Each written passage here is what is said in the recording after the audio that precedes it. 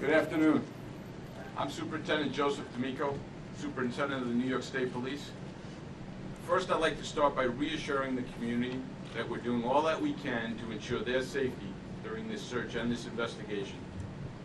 As law enforcement, we're all in during this search. We won't stop until we have these convicts captured. To date, we've received more than 500 leads, and we're thoroughly investigating each and every one. That means looking behind every tree, under every rock, and inside every structure until we find these men.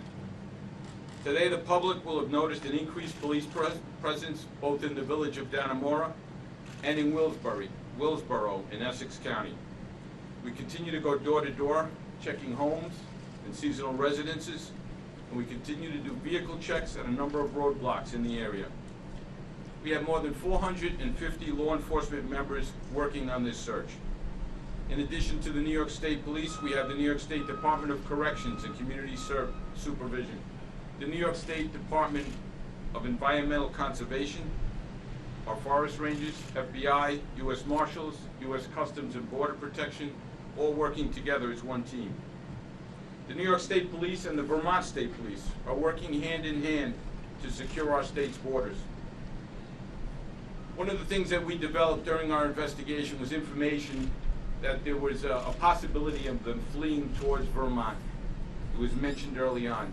We've reached out, we've been hand in hand with the Vermont State Police, working to secure the borders, and today we're just formalizing our arrangement, our agreement. We'll be able to deploy New York State troopers across the Vermont and New York State line should it be required for searches.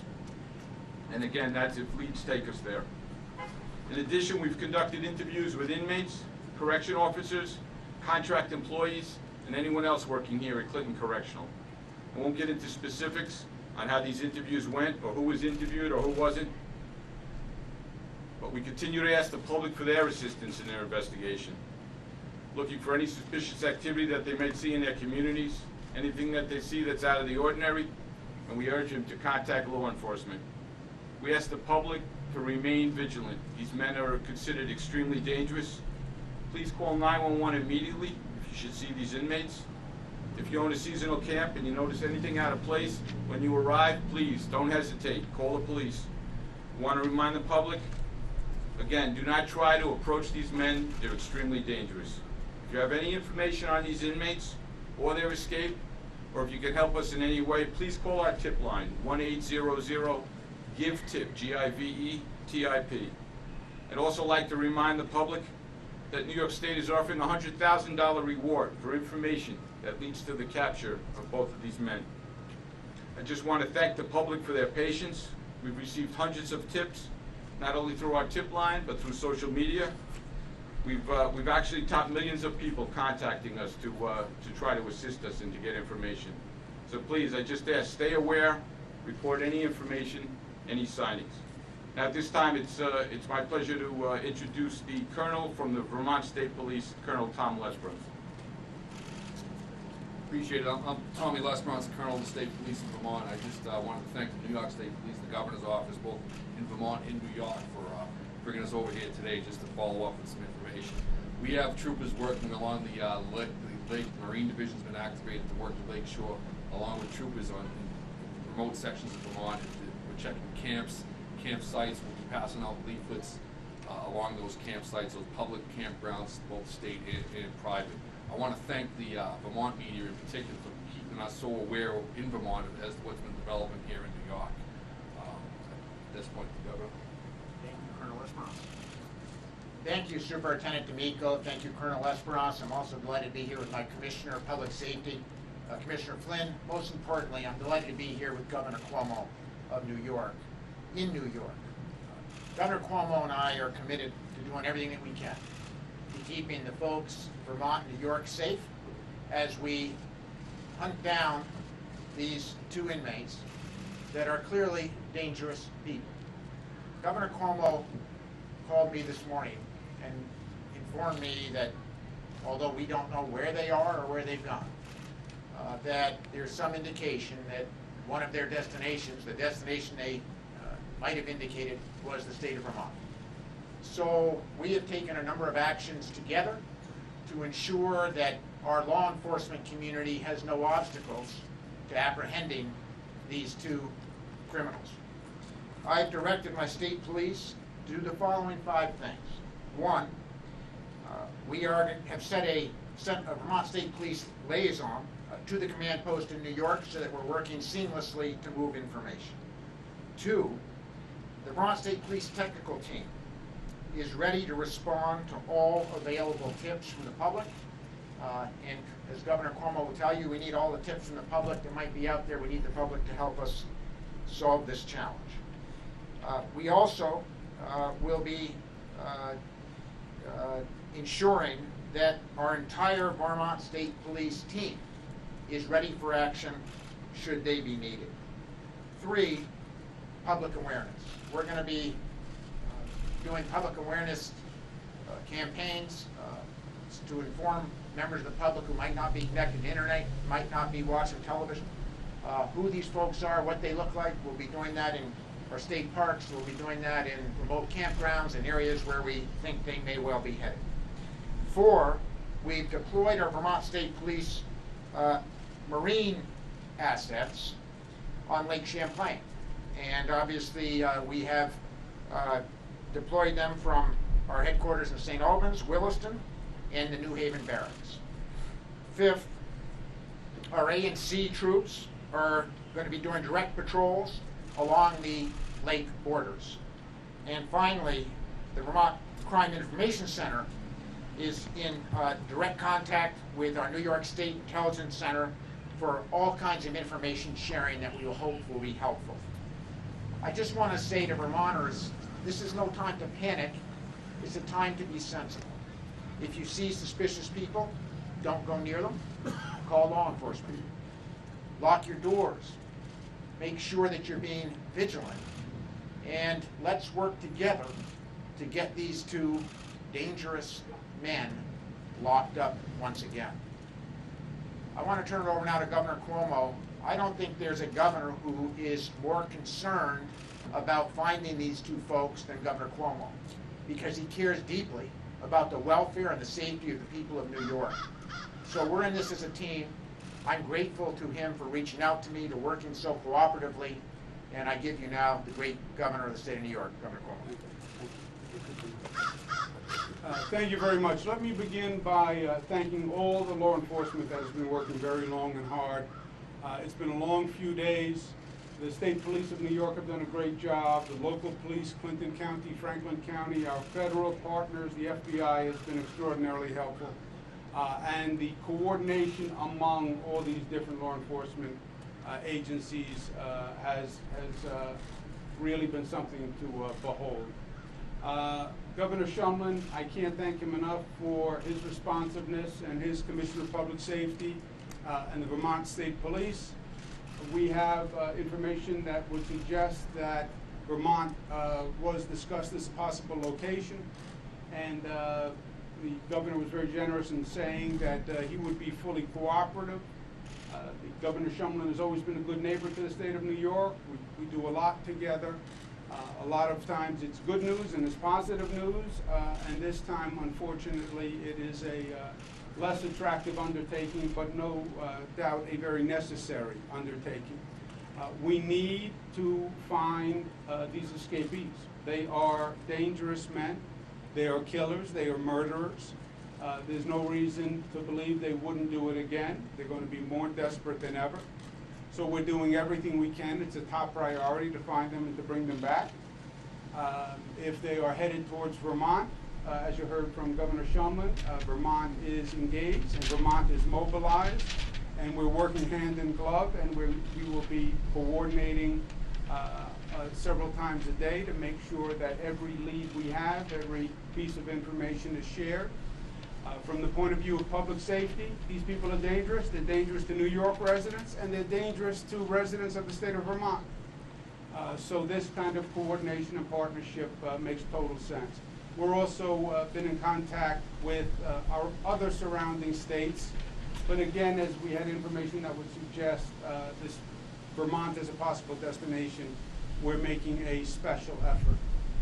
The only way to pursue this type of investigation is to follow every lead that you have and follow every lead as if this is the one that's going to break the case.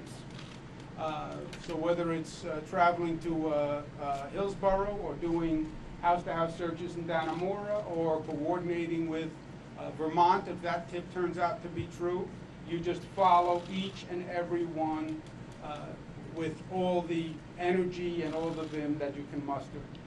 And that's what we're doing. At the same time, we have employees from the prison that are being interviewed, and that is a very consistent exercise that we're going through. The media has reported on one woman in particular who is a subject who's being interviewed, and that's correct, but we're also working through everything we've been discussing the past few days. Other employees, contractors, still working through an investigation, how power tools were acquired, all that is ongoing. So to the extent there are lessons to be learned here, fine, we want to learn those lessons. And we're going down both tracks simultaneously. First track, find the escapees, find them before they do any harm, get them back behind bars, that's where they belong. Second, how did this happen? Are there any lessons to learn, any systems to change to make sure that it doesn't happen again? Let me end where I began. I want to thank Governor Shumlin for being a good neighbor. I want to thank the people of Vermont for their help. I want to urge the people of Vermont to take this seriously. And as you heard, report any suspicious behavior. These are not people to be trifled with. This is not just another prison, Clinton Correctional. This is one of the prisons in the state of New York that holds the most difficult inmates. So trust me, these men are nothing to be trifled with. Again, I thank the governor, I thank his state police, I thank his Commissioner of Public Safety. Any questions for myself or the governor or the state police, please feel free. Governor Cuomo, what does it say to you that these two men have still not been caught? It says we have to continue to follow every lead and work very hard to find the men. As we discussed initially, it's very possible that they had a several-hour head start on us. We found out that they were gone in the early morning hours, approximately 5:30. They could have been, they could have escaped as early as midnight, 11 o'clock. So they had a several-hour head start to begin with. We've had an exhaustive effort, as you know. It's not for lack of trying, but we're going to redouble our efforts, and we're going to keep looking into front. Given this multi-day lapse, are you worried that they may never be found? I'm confident we will find them. The only question is when. Governor Shumlin, can you confirm that these men may have had a plan to go to a cabin in Vermont? I'm going to be careful of what I confirm. This is an ongoing investigation. What I can tell you is that we have information that suggests that they thought that New York was going to be hot, Vermont would be cooler in terms of law enforcement, and that a camp in Vermont might be a better place to be than New York. Do you know where in Vermont? We do not. Colonel Esperance, can you speak to what's being done, when you guys first were contacted from New York, and what's being done, for example, at the ferries? Too many across it didn't seem like anything was really stepped up at all. Talk about like the different borders and Sure. such. I was contacted immediately after the break through emails with New York State Police and their information, they're NYSEC. And immediately we deployed troopers up to Grand Isle and down to Charlotte, patrolling those ferry areas. We had a tactical team deployed up in the islands just in case there was a sighting that would come up in that area. We've been on this, working hand in hand with New York State Police, that sharing all the information, all the relevant information that speaks towards Vermont, especially. We have a trooper that's deployed here now to their command center as well. Wondering about that Hillsborough tip that you had yesterday when you were searching that area. Do you believe that's a credible tip still, or are you still searching that area? We are still searching in that area. The tip that we were following up was a sighting on two individuals who could fit the description, not confirmed that they were our escapees. But out of due caution, we deployed and we did a pretty thorough search, which continues. But no confirmation that they were our escapees. Did that tip on Vermont come from interviews with insiders, either employees or inmates? I'll just say that during the course of the investigation that we did develop information that had been discussed by these men prior to their escape, the possibility of going to Vermont and finding a location in Vermont. I'm not prepared to go into where it came from. Do you believe that any of the convicts had a relationship that was inappropriate with a civilian or with a corrections officer at the prison? No, I mean, you know, I think the governor confirmed that. We have spoken to the female that the media has widely reported on. Obviously, she was befriended, or she befriended the inmates and may have had some sort of role in assisting them, but I'm not prepared to go into details Is on it that. true she was supposed to pick them up and then got? I'm not prepared to go into those details. Way over there on the left. Yes, young lady. Thank you. Is it still believed that they're maybe working with someone or that they're on their own? Yeah, I mean, you know, we're going on the premise that, you know, we don't know that they've left the state or that they've left the area. And, you know, we take it just as serious to search in the area around here as we are in the Willsboro area, in the Vermont area, or anything else. Until we have them in custody, you know, we're not going to discount any of it. You know, as the governor said, they could have had a pretty good lead on us. But, you know, we can't confirm whether they took advantage of that or not. Of the 500 tips you've gotten, how many would you consider credible or hot at this point that you're pursuing actively? We are, you know, we take every one of these tips seriously. You never know which one is going to be the one that leads you. You know, we're doing two parts of this case. We have an investigative piece that's kind of delving into all the aspects before and after, and there's the physical searches, mostly what you see here. And every possible sighting we follow up on, every piece of information we follow up on. You know, I would just say that none of them have developed the cause to put them in custody yet, so we're still working hard. All right, thanks everybody. They've gotten a vehicle or that they're still on foot? I have no information on where they are or what they're doing, I'll be honest with you. All right, we gotta wrap it up. What privileges do they have inside the prison itself? I'm sorry? What kind of privileges do they have inside the prison itself? I can't speak on their corrections treatment. I mean, again, it's been just what you read in the media that they were model employees, you know, model prisoners. Is 450 men enough, or would you, if you could you double your force? We have plenty of resources between New York State Police, New York State Docks, Environmental Protection, the FBI, who are always tremendous partners to us, and Customs and Border Protection. We have a lot of people on the ground. We're in various areas throughout the state if we needed to. We have a very big state police, and we'll bring in whatever resources are necessary to be effective. All right, thanks a lot, everybody. Thank you. Thanks a lot. Thank you. Thank you.